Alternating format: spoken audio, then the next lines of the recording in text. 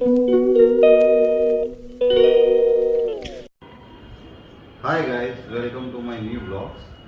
આજે હું તમને પાયથાગોરસ પ્રમેય વિશે શીખવાડીશ. એ કેમ શીખવાડીશ? કારણ કે હવે 10માની એક્ઝામ નજીક આવી રહી છે.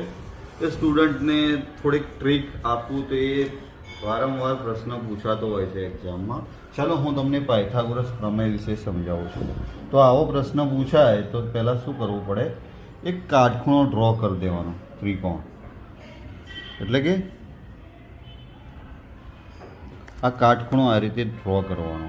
હવે એને નામ આપી દેવાનું A B C, બરાબર. એમાં C ખૂણો થીટા આપીએ, બરાબર. હવે એક્ઝામમાં AC એ કર્ણ કહેવાય, બરાબર, ખૂણા Cનો.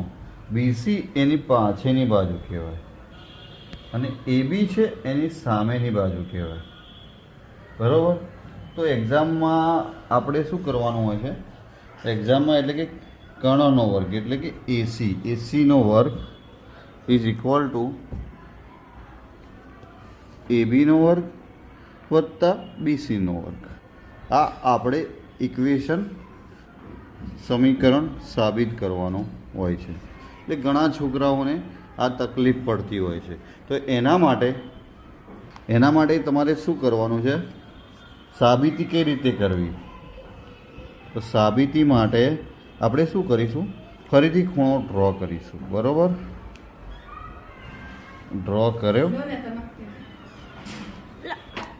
ડ્રો કર્યું.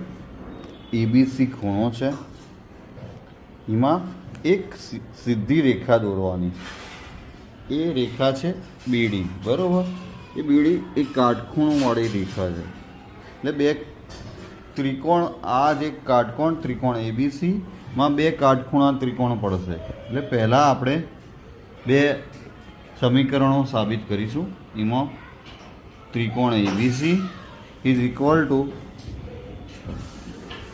ત્રિકોણ બીડીસી.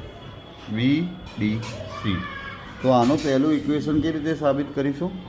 તો એમાં જોજો તમે, જે આ કાટખૂણો છે ને, એ કાટખૂણો હંમેશા 90 એંગલનો, એટલે કે ખૂણો ABC is equal two 90 degree, બરાબર. તો એ રીતે ખૂણો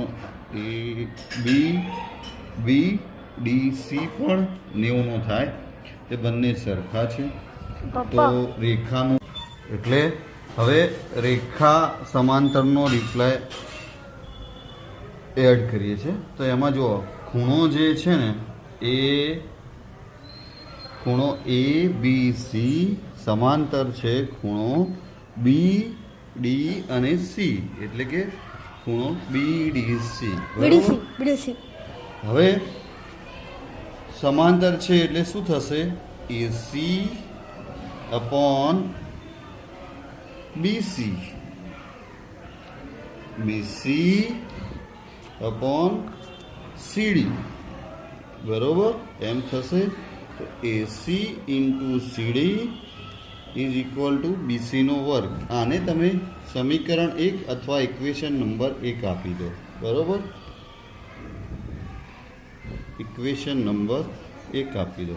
પછી બીજો ખૂણો છે, ખૂણો ADC સમાંતર છે ખૂણો. પપ્પા 2 મિનિટ ઊભું રાખવાનું. ચલો, એ રીતે ખૂણો ADC એટલે કે ADC ખૂણો ABC સમાંતર છે. તો શું થશે? AC ભાગ્યા AB, એ રીતે AB ભાગ્યા AD, AB સ્ક્વેર. આને ઇક્વેશન નંબર 2 આપી દો, બરોબર. ઇક્વેશન નંબર સેકન્ડ, સમીકરણ નંબર 2. એટલે કે બંને ઇક્વેશન છે ને, ઇક્વેશન 1 વત્તા ઇક્વેશન નંબર 2 બંનેનો સમ કરો એટલે શું થશે? જોઈ લો. AC into CD plus AC into AD આવું થશે. એસી ઇન્ટુ સીડી એસી ઇન્ટુ